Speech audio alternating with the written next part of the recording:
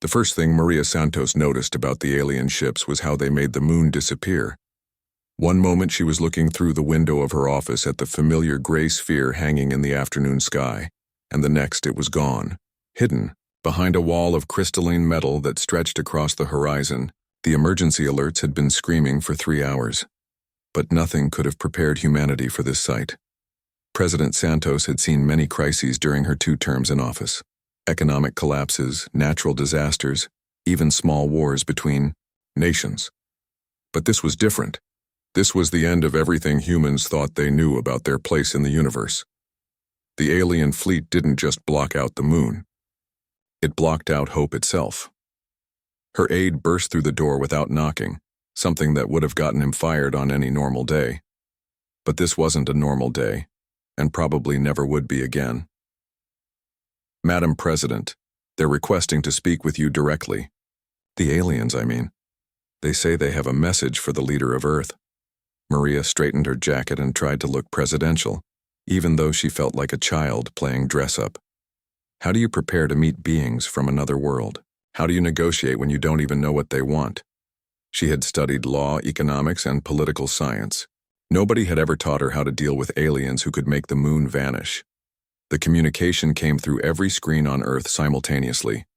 Televisions, phones, computers, even digital billboards suddenly displayed the same image. The creature speaking was tall and thin with skin that looked like polished metal, and eyes that glowed with inner light. When it spoke, the words came out in perfect English, though its mouth barely moved. People of Earth, the alien said, its voice echoing in every home, every office, every bunker where humans were hiding. I am Ambassador Thex of the Galactic Hegemony. Your species has reached the point where you must choose your future. You will surrender completely and accept integration into our empire, or you will be removed from existence.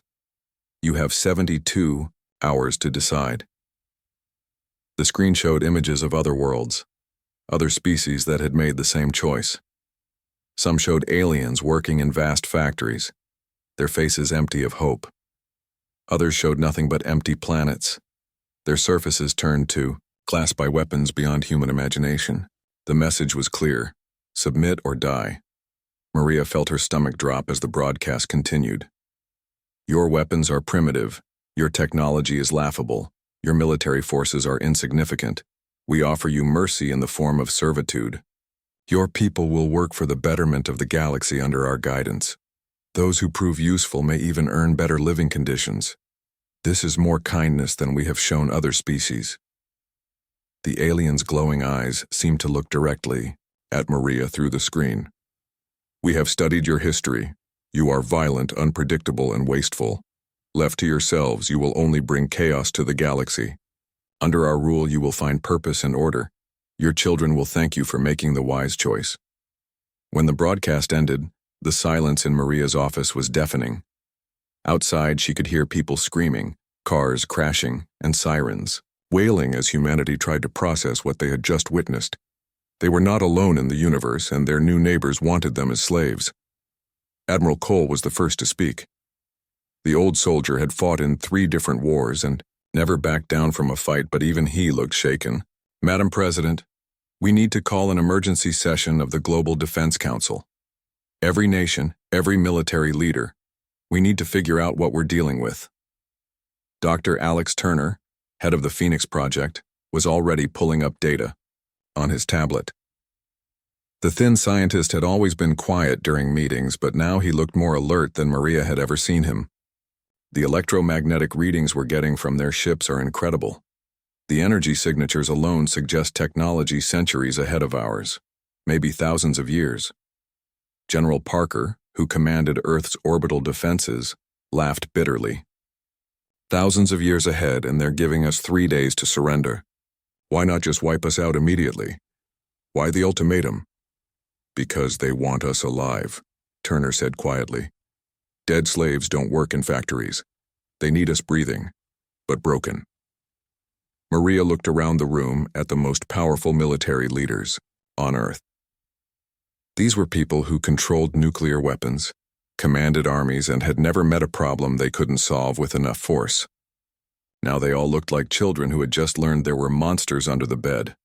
"What are our options?" she asked, though she was afraid of the answer. Admiral Cole spread out charts showing Earth's defenses. Orbital platforms with laser, weapons, nuclear submarines, fighter jets that could reach the edge of space. It all looked impressive until you compared it to ships that could hide the moon. "We have maybe 24 functional orbital weapons platforms. Most of our nuclear arsenal is still designed for fighting other humans. The aliens probably have shields that could stop anything we throw at them." "So we surrender?" Maria asked. The words felt like poison in her mouth. "We fight," Turner said suddenly. Everyone turned to look at the scientist. He was pale and sweating, but his voice was steady. "We fight because we're human, and humans don't surrender. Not to anyone, not for any reason." General Parker shook his head. "Alex, I admire the spirit, but this isn't a movie. We can't win a war against technology we don't understand using weapons that are probably useless." Turner smiled, and for the first time since the aliens arrived, it was a real smile. "General, you're thinking like a human who's never met another species. These aliens, they've probably fought territorial wars, resource conflicts, maybe even ideological battles. But I bet they've never fought a species that spent 10,000 years learning how to kill each other." The room went quiet as Turner continued. "They think we're primitive because our weapons are simple. They think we're weak because we're divided, but they don't understand what they're really facing. They're not fighting a government or an army, they're fighting humanity itself." Maria felt something change in her chest. It wasn't hope exactly, but it wasn't despair either. It was something harder and more dangerous. "What do you need, Dr. Turner?" "Time," he said, "and permission to show these aliens what humans do to anyone who threatens their freedom." Outside the window, the alien ships continued to block out the sky. But for the first time since they arrived, Maria Santos smiled. 72 hours wasn't much time to save the world, but it might be enough time to teach the galaxy why humanity had survived this long. Deep beneath the Rocky Mountains, the war room buzzed with activity that hadn't been seen since the old nuclear standoffs. But this time, humanity wasn't preparing to fight itself. The Phoenix Project facility, hidden 2 miles underground, had become the nerve center for the most desperate gamble in human history. Beth Lewis had been moving civilians for 18 hours straight. The Army commander coordinated evacuation efforts across 12 major cities, watching screens that showed millions of people disappearing into subway tunnels, underground parking garages, and hastily dug shelters. The aliens had said surrender or die, but humans had found a third option: hide and fight. "How many are we moving?" she asked her aide, a young lieutenant who looked like he hadn't slept in days.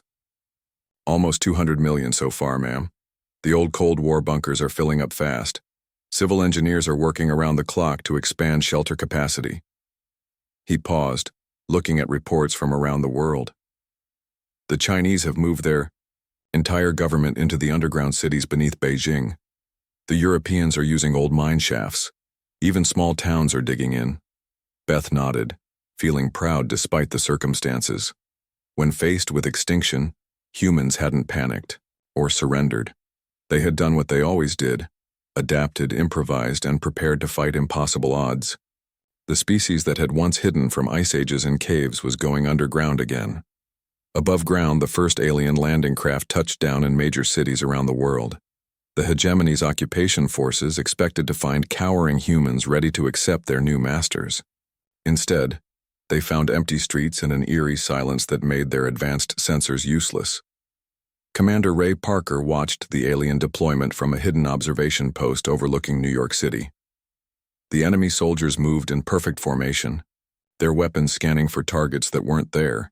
They looked confident, professional, and completely unprepared for what was about to happen. "All units, this is command." Ray spoke into his radio. "Phoenix Protocol is now active. Show our guests what Earth hospitality looks like." The first explosion took out an entire alien patrol. The bomb had been hidden in a hot dog cart, triggered remotely when the aliens got close enough to investigate the abandoned street vendor. The blast wasn't large enough to destroy their advanced armor, but it was loud enough to shatter windows for 6 blocks and send a very clear message. The aliens regrouped quickly, their training taking over. They spread out, checked corners, and began methodical sweeps of the area. They were good soldiers following good tactics. Unfortunately for them, they were fighting humans who had thrown away the rulebook centuries ago. The second attack came from above. Tom Richards and his team had spent the last day rigging every building in a 6-block area with explosives. When the alien squad moved into the kill zone, Tom brought down 4 skyscrapers at once. The aliens' personal shields could stop energy, weapons, and projectiles, but they couldn't stop 1,000,000 tons of concrete and steel. Similar ambushes were happening in every occupied city: Paris, Tokyo, London, Cairo. Wherever the aliens landed, humans were waiting with surprises their enemies had never encountered. The hegemony soldiers were used to fighting other organized militaries with clear command structures and predictable tactics. They weren't prepared for an enemy that turned every building into a potential bomb and every civilian area into a battlefield. Dr. Turner was coordinating the technical aspects of the resistance from his underground laboratory. The scientist had spent his career studying military history, and now he was putting every lesson humanity had learned into practice. The aliens are trying to establish control points in major population centers, he reported to the command staff. They're following standard occupation procedures, which makes them predictable. General Parker studied the tactical displays showing alien positions around the globe. They're not adapting fast enough. Look at this pattern. They keep trying to secure infrastructure instead of hunting resistance cells. They think this is a police action. That's because they've never fought a species that sees total war as just another Tuesday, Turner replied. Their military doctrine is based on fighting civilized opponents who follow rules. We stopped following rules when they threatened to enslave our children. The psychological impact on the alien forces was becoming clear through intercepted communications. The hegemony soldiers spoke to each other in confused, almost frightened tones. They had expected either immediate surrender or organized military resistance. Instead, they faced an enemy that seemed to be everywhere and nowhere, striking without warning and disappearing before reinforcements could arrive. Captain Mike Chen had taken his submarine crew on the most unusual mission in naval history. Instead of hunting enemy ships, they were hunting alien landing craft from beneath the ocean. The alien sensors were designed to track spacecraft and aircraft, not submarines. When their transports passed over deep water, Mike's crew surfaced and launched every torpedo they had. Direct hit on Transport 7, his weapons officer reported. She's going down. Mike watched through the periscope as the alien ship crashed into the Pacific Ocean. The crew probably survived. Their technology was too advanced for a simple torpedo to kill them all. But they would be stranded, cut off from their command structure, and dealing with an environment they didn't understand. That was enough. The real breakthrough came when Anna Foster's team captured their first alien prisoners. The Marine Major had set up an ambush using tactics borrowed from every guerrilla war in human history. When the alien patrol fell into her trap, she discovered something important. They could be hurt, they could be frightened, and they could be defeated. They're not invincible, she reported back to command. Their armor is tough, but not perfect. Their weapons are powerful, but they have limited ammunition. Most importantly, they're not used to fighting an enemy that doesn't care about casualties.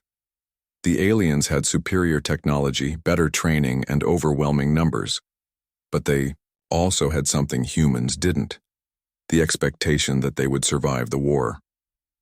Human soldiers were fighting with the assumption that they were already dead, which made them far more dangerous than any enemy the hegemony had faced before.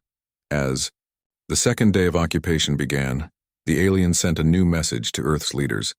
Ambassador Thex appeared on screens again, but this time he looked less confident than before. People of Earth, the alien said, your resistance is pointless and costly. Every action you take against our forces will result in punishment for your civilian population. Surrender now, and we will show mercy. Continue this futile struggle, and we will be forced to take more extreme measures. In her underground bunker, President Santos smiled for the second time since the invasion began. The aliens were negotiating. That meant they were worried. And if they were worried, it meant humanity had a chance. Send them our response, she told her communications officer. The message was simple and direct. No. The alien war council aboard the flagship had been in session for 12 hours, and Admiral Korath was beginning to understand why the hegemony had never encountered a species quite like humans before. The holographic displays showed casualty, reports that defied everything they knew about primitive species behavior. Explain to me again how a pre-spaceflight civilization has destroyed 47 of our landing craft, Korath demanded of his intelligence officer. The younger alien shifted nervously before responding. Sir, they appear to be using suicide tactics. Individual humans are strapping explosives to their bodies and detonating them when our patrols approach. We've also documented cases of humans crashing their aircraft directly into our ships. Korath had fought in 17 different campaigns across the galaxy. He had seen species fight desperately for their freedom before, but he had never seen anything like this. The humans weren't just resisting. They were throwing themselves into battle with a complete disregard for their own survival that bordered on insanity. On Earth, Major Anna Foster was discovering that human unpredictability was their greatest weapon. Her unit had been harassing alien patrols for 3 days, using tactics that no military academy in the galaxy would ever teach. When conventional ambushes failed, her soldiers improvised methods that the aliens couldn't predict or counter. Private Wilson, what's your ammunition status? She asked the young soldier who was preparing another surprise for their visitors. Down to my last magazine, ma'am, Wilson replied, checking his rifle. But I've got about 20 pounds of fertilizer and diesel fuel rigged up in that apartment building. When they come around the corner, I'm going to bring the whole thing down on top of them. Anna nodded approvingly. Wilson was 19 years old and had been a college student before the invasion. Now he was planning to collapse a building on alien soldiers without any formal training in demolitions. That kind of adaptability was something the hegemony's rigid military doctrine couldn't account for. The space battle above Earth had become a nightmare for the alien fleet. Lieutenant Mike Chen had taken his destroyer squadron on what his crew called coffin runs, direct attacks against ships 10 times their size using tactics that made no sense to any rational military mind. All ships. This is Mike. We're going for ramming speed on the dreadnought. Set your reactors to overload and aim for their command section. His communications officer looked pale. Sir, that's a suicide run. We won't survive the explosion. Mike smiled grimly. Son, we weren't planning to survive this war anyway. Might as well take some of them with us. The human destroyers accelerated toward the massive alien vessel at maximum thrust. The hegemony's weapons fire destroyed 2 of them before they could reach their target, but the third ship, Mike's flagship, slammed into the dreadnought's hull at nearly 20% of light speed. The explosion lit up half the solar system and sent debris raining down on both fleets. The alien survivors couldn't understand what they had witnessed. Ships were expensive, crews were valuable, and throwing them away for minimal tactical advantage was something no civilized species would consider. But the humans kept doing it, over and over, treating their most advanced military hardware like disposable ammunition. Dr. Lisa Wong had been working around the clock in her laboratory, developing biological weapons specifically designed to target alien physiology. The biochemist had samples of alien blood and tissue from the growing number of casualties, and she was putting her knowledge to deadly use. The good news is that their immune systems aren't adapted to Earth pathogens, she reported to the resistance leadership. The bad news is that most of our diseases won't affect them either. But I found something interesting in their genetic structure. She pulled up microscopic images on her screen, showing alien cells under various chemical attacks. Their metabolism is incredibly efficient, but it has a weakness. They can't process certain compounds that are harmless to us. I've weaponized everything from caffeine to aspirin. Within hours, resistant cells around the world were deploying Lisa's biological weapons through water supplies, air conditioning systems, and even children's toys left in areas where alien patrols would find them. The hegemony soldiers began falling ill from substances that humans consumed every day without concern. Engineer David Kim had turned every piece of civilian technology into a potential weapon. The electronics expert had figured out how to turn cell phones into remote detonators, cars into guided missiles, and even household appliances into death traps for unwary alien soldiers. The beautiful thing about human technology, he explained to his team, is that we never designed it to be safe. We built everything to be cheap, fast, and effective. That means it's really easy to make it explode. His greatest success was converting the global internet into a weapon. David had hacked into every connected device on the planet and turned them into a vast surveillance network. Traffic cameras tracked alien movements, smartphones recorded their conversations, and even digital thermostats monitored their body heat signatures. The aliens found themselves fighting an enemy that could see them everywhere and strike from anywhere. The psychological warfare was having a devastating effect on the hegemony's forces. Soldiers who had conquered dozens of worlds were requesting transfers off of Earth. Their communications were filled with reports that made no sense to their commanders. The humans have no central command structure, one field report stated. Every individual appears to be operating independently, but their attacks are coordinated. They show no concern for preservation of infrastructure or civilian casualties. Recommend immediate orbital bombardment to eliminate the threat, but Admiral Korath couldn't authorize the destruction of Earth. The hegemony needed human workers, not a dead planet. The whole point of the invasion was to acquire a new slave species, and dead slaves were useless. The humans seemed to understand this, and they were using the aliens' own objectives against them. Captain Emma Rodriguez had made contact with other species within the hegemony's empire through captured alien communication equipment. The fighter pilot discovered that Earth's resistance was being watched by enslaved populations throughout the galaxy, and the effect was electric. "This is Free Earth Command calling any listening stations," she broadcast on stolen alien frequencies. "We are still fighting, we are still free, and we're going to stay that way." The responses came from dozens of star systems. Alien species that had surrendered decades ago were starting to remember what freedom felt like. Some began sabotaging hegemony facilities. Others started organizing their own resistance movements. The rebellion that had started on Earth was spreading across the galaxy like wildfire. The aliens' greatest shock came when they realized that humans were learning faster than any species they had encountered. Every captured weapon was reverse-engineered. Every tactical mistake was analyzed and countered. Every new alien strategy was met with human adaptations that seemed to appear overnight. Colonel Paul Davis demonstrated this evolution when his forces faced a superior alien army in the ruins of Chicago. The enemy had adapted to human guerrilla tactics and brought heavy weapons to clear buildings where resistance fighters might be hiding. Paul's response was to abandon the buildings entirely and fight from the city's sewer system, using a network of tunnels that the aliens didn't know existed. "They keep trying to fight us like we're a normal military," Paul reported after his forces destroyed an entire alien armored column. "They don't understand that we're not fighting for territory or resources. We're fighting for the right to exist as free beings.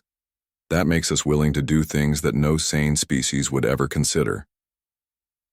The war that was supposed to end in surrender had become a grinding nightmare for the hegemony. Their superior technology was being neutralized by human creativity. Their overwhelming numbers were being whittled down by suicide attacks. Most importantly, their political objectives were becoming impossible to achieve. You can't enslave a population that would rather die than submit. And humanity was proving, one explosion at a time, that they would rather burn their entire world to ash than let aliens rule over it. The galaxy was watching, and for the first time in centuries, the hegemony looked vulnerable. 6 months after the first ultimatum, the war had spread beyond Earth to 17 different star systems. What started as a simple conquest had become a galactic crisis that threatened to tear apart the hegemony's 1,000-year empire.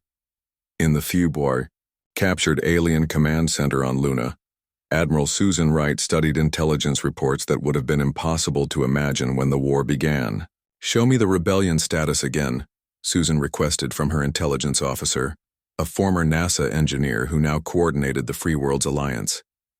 Lieutenant Danny Park pulled up a holographic map of the galaxy, showing hegemony territory in red and rebel systems in blue. 6 months ago, the entire map had been red, except for one small yellow dot representing Earth. Now patches of blue were scattered across the galaxy, like an infection spreading through the alien empire. The uprising on Kepler Prime started 3 weeks ago, Danny reported. The local population sabotaged their industrial facilities and went underground. The hegemony sent reinforcements, but they're using human tactics now. Guerrilla warfare, suicide attacks, total resistance. Susan nodded with grim satisfaction. The war had taught humanity many lessons, but perhaps the most important was that they weren't alone in wanting freedom. The hegemony had ruled through fear and overwhelming force for so long that they had forgotten how to deal with populations that simply refused to be governed. The breakthrough had come when Captain Emma Rodriguez captured an intact alien transport ship and discovered something remarkable. The hegemony's technology wasn't designed for the kind of warfare humans practiced.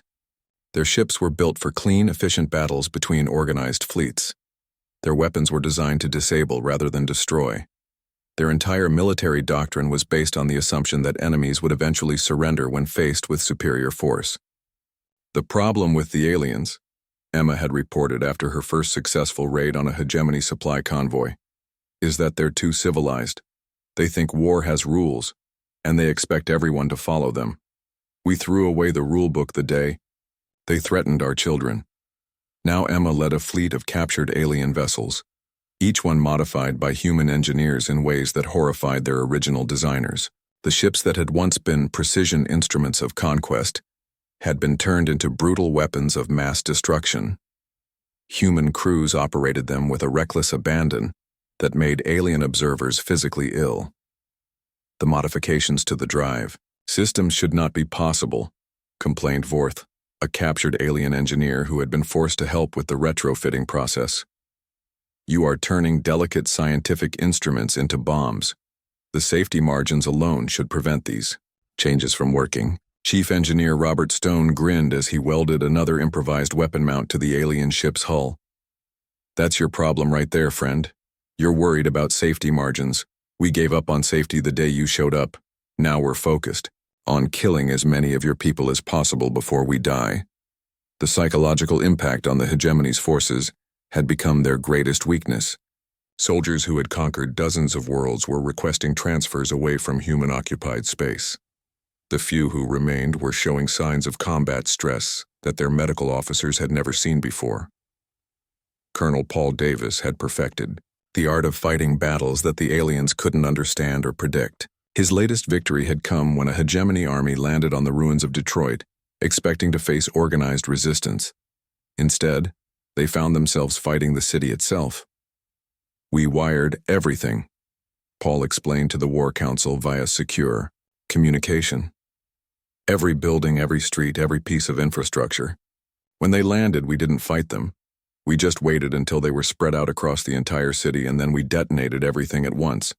The explosion had been visible from space, and the alien survivors spoke of it in whispered tones that suggested they were developing something resembling post-traumatic stress.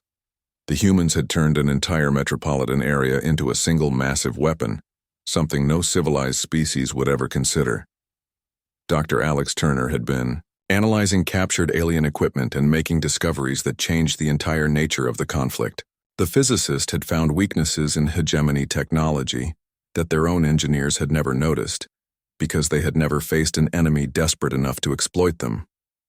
Their power systems are incredibly efficient, he reported, but they have a critical flaw.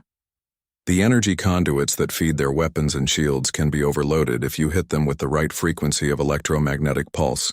The aliens never discovered this because no one else was crazy enough to detonate nuclear weapons at point-blank range. Within weeks, human fighters were using modified nuclear warheads as close-range weapons, flying their ships directly into enemy formations and detonating atomic weapons at distances that would kill them along with their targets. The tactic was so insane that alien point defense systems weren't programmed to stop it. No rational species would commit suicide just to damage an enemy ship. The rebellion was spreading faster than the hegemony could contain it. Species that had been enslaved for centuries were remembering what it felt like to fight back. The example set by humanity, a primitive, barely spacefaring race that refused to surrender, had become a rallying cry across the galaxy. Captain Maria Santos, the president's daughter who had joined the Space Force, made first contact with the most important rebel group when her squadron encountered ships from the Altair resistance movement. The aliens who emerged from those vessels looked nothing like the hegemony's soldiers. They moved with the quick, nervous energy of guerrilla fighters, and their weapons were cobbled together from salvaged parts. "We heard about Earth," their leader communicated through translation software. "We heard that humans said no to the hegemony and meant it. We want to learn from you. We want to fight like you fight." Maria smiled as she realized what was happening. Humanity had done more than resist conquest. They had taught the galaxy how to rebel. Species that had forgotten the meaning of freedom were remembering, and they were all looking to Earth for inspiration. The hegemony's response was predictable and desperate. They began threatening to destroy entire planets rather than allow rebellions to spread. But the threats had lost their power. The rebels had learned from humanity that some things were worse than death, and slavery was one of them. Major Anna Foster received the news of the hegemony's ultimatum while planning another ambush in the ruins of New York City. The aliens were threatening to sterilize Earth if humanity didn't surrender and call off the Galactic Rebellion. Her response was to laugh out loud. "Let them try," she told her soldiers. "If they destroy Earth, they lose the only thing they came here for. And if they don't, we keep fighting until every one of their ships is scrap metal. Either way, we win." The war had reached a tipping point.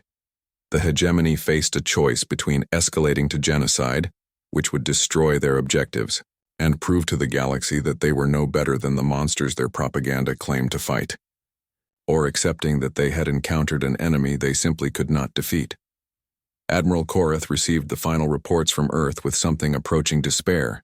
His forces had superior technology, overwhelming numbers, and centuries of military experience. But they were losing to an enemy that treated death as an acceptable cost of doing business and viewed total war as just another day at the office. The humans had changed the rules of galactic warfare, and now every enslaved species in the galaxy was learning to play by the new rules. The war that was supposed to secure the hegemony's power had instead begun its destruction. In bunkers across Earth, human resistance leaders were planning their next move. They had proven that the mighty hegemony could bleed. Now it was time to prove that it could die. The final battle began in the most human way possible, with a decision that no other species would have made. Admiral Susan Wright stood in the command center of humanity's flagship, a captured alien dreadnought that had been rebuilt into something that would have horrified its original designers. Around her, screens showed two impossible situations that would determine the fate of every free being in the galaxy. "Report," she ordered, though she already knew the news would be bad. It had been bad for months now, but humans had learned to find hope in hopeless situations. Captain Rodriguez transmitted from the bridge of her destroyer squadron. "The hegemony has gathered their entire remaining fleet around their capital world. Intelligence estimates 15,000 ships, including their planet killers. They're dug in and waiting for us." Lieutenant Park updated the tactical display from his position monitoring Earth's defenses. Meanwhile, the hegemony's final reserve force is moving toward Earth. 3,000 ships with enough firepower to turn our planet into an asteroid field. They've given us the ultimatum: withdraw from their territory or watch Earth burn. Wright looked at the impossible choice and smiled the way her grandfather had when he stormed the beaches in World War II. Other species might have tried to negotiate, to find a compromise that saved lives and preserved something. Humans had learned a long time ago that some compromises weren't worth making. "Open a channel to President Santos," she requested. The communication took several minutes to establish through the network of hidden relays and captured alien technology that kept the resistance connected. When Maria Santos appeared on screen, she looked older than she had when the war started. The weight of leading humanity through its darkest hour had aged her, but her eyes still held the same determination that had defined her first refusal to surrender. "Madam President," Susan began formally, "the hegemony has offered us a choice. We can withdraw from their capital and save Earth, or we can press the attack and lose our homeworld." Maria nodded slowly. They both knew what the choice really meant: save Earth and abandon the billions of enslaved beings counting on humanity for liberation, or sacrifice their own world to free the galaxy. It was the kind of decision that would define a species forever. What do you recommend, Admiral? Susan looked around at her crew, humans who had volunteered to fight a war they couldn't win for people they had never met. We continue the attack. We finish what we started. The silence stretched for long seconds before Maria replied. I was hoping you'd say that.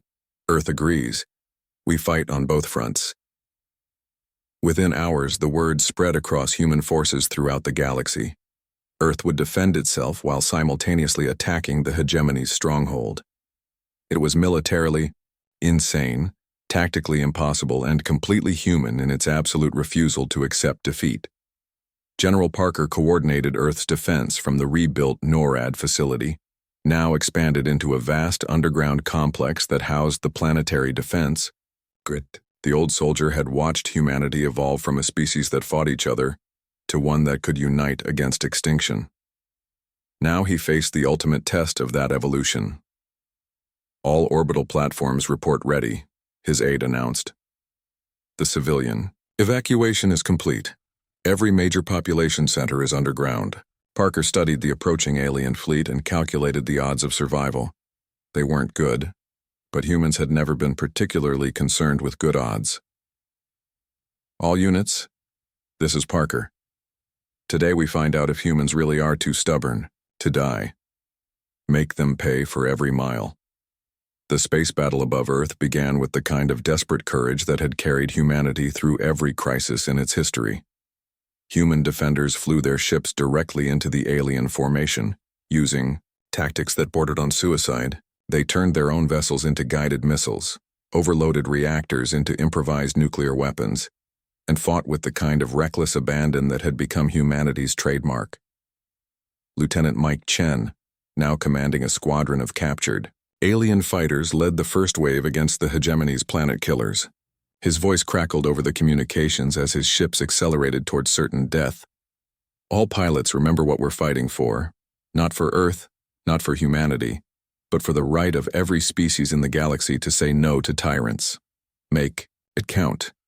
The human fighters slammed into the alien capital ships like bullets fired from impossible angles. Most were destroyed before they could reach their targets, but enough got through to prove that even the hegemony's most powerful weapons could be defeated by pilots who weren't planning to survive their attacks. Meanwhile, at the galaxy's core, Admiral Wright was leading humanity's captured fleet against the hegemony's capital world. The battle was the largest space engagement in galactic history, and it was being fought with vessels operated by a species that had learned to fly only months earlier. All ships, this is right. The aliens are fighting to preserve their empire. We're fighting to destroy it. That makes us more dangerous than they are. Show them what humans do to bullies. The human fleet attacked in ways that defied every principle of space combat. They ignored formation discipline, abandoned tactical doctrine, and fought as individuals rather than organized units. The hegemony's perfectly coordinated defense crumbled against an enemy that seemed to operate on pure chaos. Major Foster led ground forces in the assault on the hegemony's administrative centers, using tactics learned in the ruins of Earth's cities. Her soldiers moved through the alien capital like ghosts, striking at infrastructure and disappearing before the defenders could respond. They had learned that the best way to defeat a superior enemy was to make them fight on human terms. The aliens built their cities for efficiency and order, she reported as her teams demolished another power grid. They never considered that someone might want to tear it all down.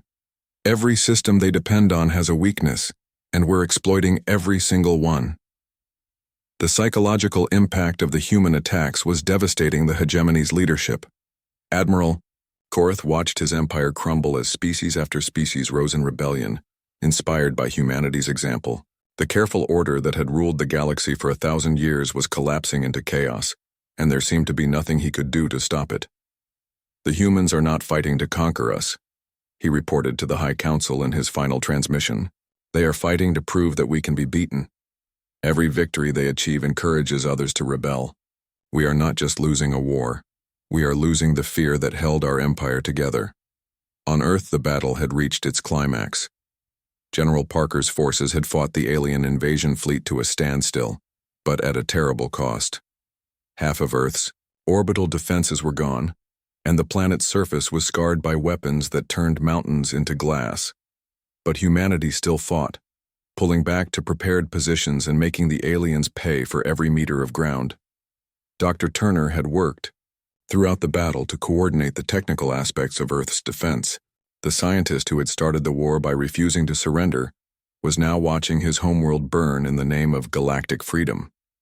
The cost was almost unbearable, but the alternative was worse. Casualty reports are coming in from all fronts, he announced to the command staff.